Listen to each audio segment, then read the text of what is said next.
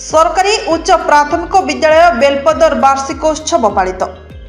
मुरीबाहाल block बेलपदर Balangir जिला कंटाबाझी उपखंड अंतर्गत मुरीबाहाल बेलपदर ग्रामर सरकारी उच्च प्राथमिक विद्यालय वार्षिकोत्सव कंटाबाझी विधायक मुख्य अतिथि श्रीजुक्त लक्ष्मण बाग जोगदेवा सहित नूतन गृह उद्घाटन करने सहित शिक्षा को मुख्य प्राधान्य देवा सहित छात्र छात्री को उत्साहित करने सहित देशर भविष्यतर मुख्य हेउछि शिक्षा।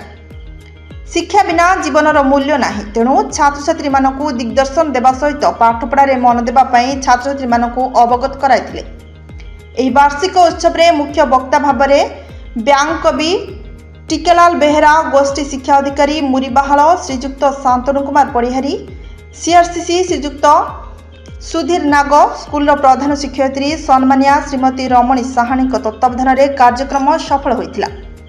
मंच को परिचालना करथिले सिरोल विद्यालयर वरिष्ठ विज्ञान शिक्षक लीलू मोहन प्रधान, विद्यालयर सभापति डुलेश्वर दीप एवं बेलपदर गणमान्यगण व्यक्ति श्री हृदानंद दीप, श्री ललित कटा, श्रीमती रम पटेल, सुदाम नाग, हेमंत पोड़, नव नाग, भाव सिंहदेव, डिंगर नाग सहयोग करथिले।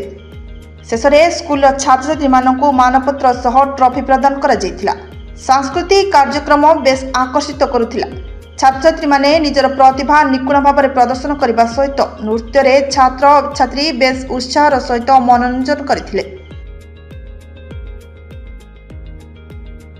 आज्ञा बेलपदर उच्च प्राथमिक विद्यालय जेन आज वार्षिक उत्सव होउछे, तेणुक इनर आमर कटाबांजी कन्स्टिट्युएंसी जे होचन आमर विधायक लक्ष्मण बाग को मुख्य अतिथि रूप में डकाई आमर शिक्षा अधिकारी जे मुरीबाहाल ब्लॉक तांकु सम्मानीय अतिथि रूप में डकाई आमर मुख्य उद्देश्य थिला जे आम नुआ करी गढ़ी श्रेणी गृहटा को उद्घाटन करवा थिला एवं वार्षिक उत्सव को मध्य से उद्घाटन करवार थिला। आज से प्रोग्रामटा हैला। मोतीराम पटेल आज्ञा बेलपदर आज आमर विद्यालय सरकारी उच्च प्राथमिक विद्यालय वार्षिक उत्सव आम विद्यालय होता।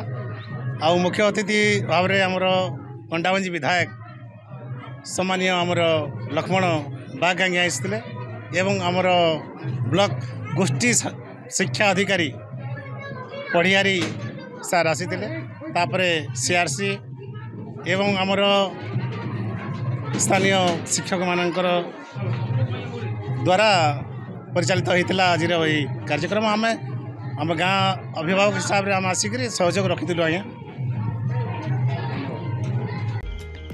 टिटलागढ़ संवाददाता संतोष कुमार पट्टनायक रिपोर्ट, श्रीक्षेत्र लाइव।